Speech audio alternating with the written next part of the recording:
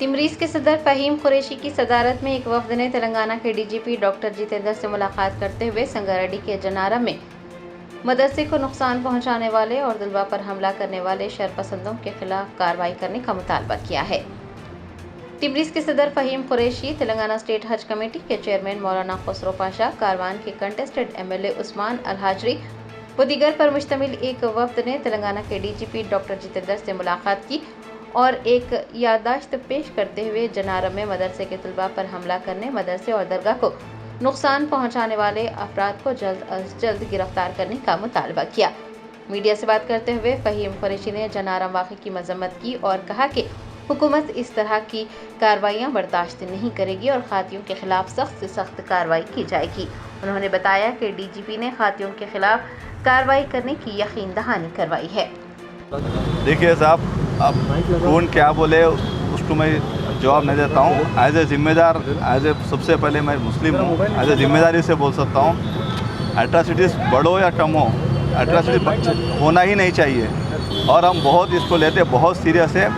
और इमीडिएटली रात में जब इंसिडेंट पता चला जब भी मैंने एसपी से बात की, डीजी इंटेलिजेंस से बात किया और वहाँ मुकामी एमएलए से बात किया और हमारे लोग इमीडिएटली वहाँ पे पहुँचे और नॉन मुस्लिम्स वहाँ पे बहुत कोऑपरेट किए। बच्चों को वहाँ से मदरसे से मस्जिद को शिफ्ट किए। उनका रहन सहन, रात में इमाम साहब से मैंने फ़ोन पे बात किया तो यहाँ पे कौन आने से बड़े सो नहीं है, ये होना ही नहीं चाहिए बोल के हम बोल रहे। बढ़ाना कम होना सब्जेक्ट वो नहीं है, ये इंसिडेंट ही नहीं होना, ये हमारा है। फ़हीम साहब, वो चिल्ला जहाँ पे था वो गवर्नमेंट की ज़मीन थी बोल के बोल रहे हैं और सुनिए, और उसको जो मदरसा जो तोड़ा गया वो जो है इलीगल ज़मीन के ऊपर था। क्या उसे आप कांग्रेस में रिप्रेजेंटेटिव के तौर के ऊपर है, क्या अगर वो गवर्नमेंट लैंड पर है तो क्या उसको गवर्नमेंट की लैंड आप वो मदरसे को दिलाएंगे और या वहाँ का अब या कल या जल्द से जल्द आप वहाँ का दौरा करेंगे?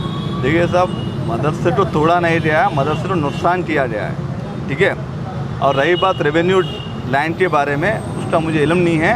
लैंड कौन सी भी रहो, मदरसा तो वहाँ पे था और मदरसे में नुकसान करना किसी को भी इजाज़त नहीं देता।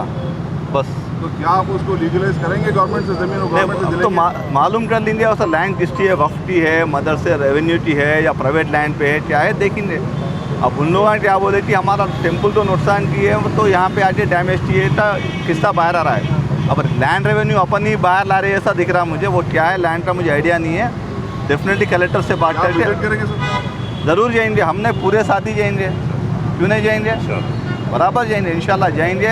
हमारे मदरसे के बच्चों के साथ मुलाकात करेंगे, उनको हौसला देंगे, उनके साथ बराबर हम साथ में ठहरेंगे। आए दिन नहीं हो रहे हैं, ये बहुत सालों से ये एक पर्टिकुलर कम्युनिटी इसको इंकैश कर रही है। यहाँ पे किसी का तेलंगाना से या आंध्र प्रदेश से लेना देना नहीं है, ये किसी के अपने ज़ाती मफाद के लिए, अपने वोट बैंक के लिए कर रहे, तो सियासत है ये।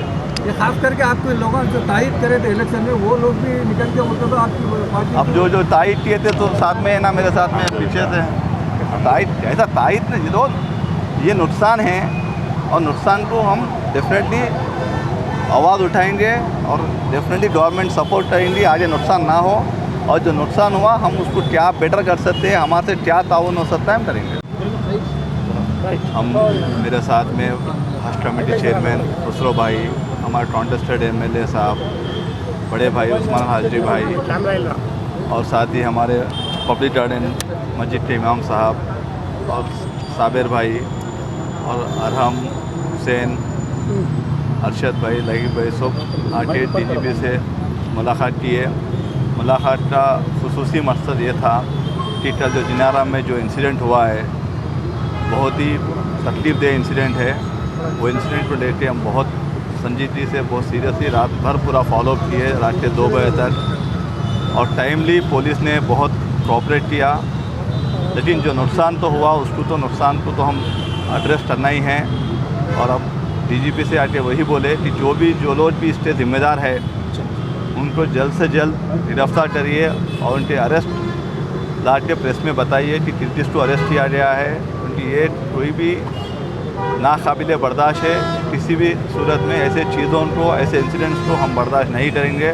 हुकूमत भी बहुत संजीदगी है, बहुत सीरियस है ऐसे इंसिडेंट्स को कोई भी रहने दो, रिलीजन रहने दो, इंसिडेंट को बर्दाश्त नहीं करेगी।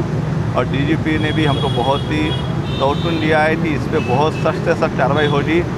जो भी इससे जिम्मेदार है, जो भी इसने तकलीफ पहुंचाई है, नुकसान पहुंचाया, उनको सीरियसली उनके ऊपर एक्शन लिया जाएगा। फहीम साहब आज जन्नाराम गांव में जो नाखुशगवार वाक़या हुआ उसकी नुमाइंदगी करने के लिए फ़हीम कुरैशी साहब की क़ियादत में, जैसा कि हाजरी साहब भी हैं, हाफिज़ पीर साबिर भी हैं और दीगर सियासी क़ायदीन भी, आज डीजीपी साहब से मुलाकात हुई। कल का जो वाक़या हुआ मदरसे के बच्चों और वहाँ की दरगाह को जो डैमेज पहुँचाया गया है, वो डैमेज पहुँचाने वाले और गलत कारकर्दगी करने वालों के ऊपर सख्त से सख्त कानूनी कार्रवाई की जाए, हक़ाइक़ को मंज़र आम पर लाए। तो डीजीपी साहब ने इस बात का वादा किया कि बहुत जल्द हक़ाइक़ मंज़र आम पर आएंगे और जो ख़ातिन हैं उनके ख़िलाफ़ सख्त से सख्त कार्रवाई की जाएगी। फ़हीम भाई का भी यही मुतालबा था, किसी भी फ़िरक़े का हो, किसी भी मज़हब का हो, किसी भी वर्ग का हो, अगर वो गलती करता है तो वो सलाखों के पीछे होना चाहिए। अगर हमारा कोई मुसलमान भाई गलती करता है वो भी सज़ा के काबिल है, अगर गैर कौम का भी करता है तो उसको भी सज़ा देनी चाहिए। ये आज मुतालबा किया गया। हम डीजीपी साहब की बात से मुतमईन हैं। इंशाअल्लाह बहुत जल्द नताइज आप लोग देख लेंगे।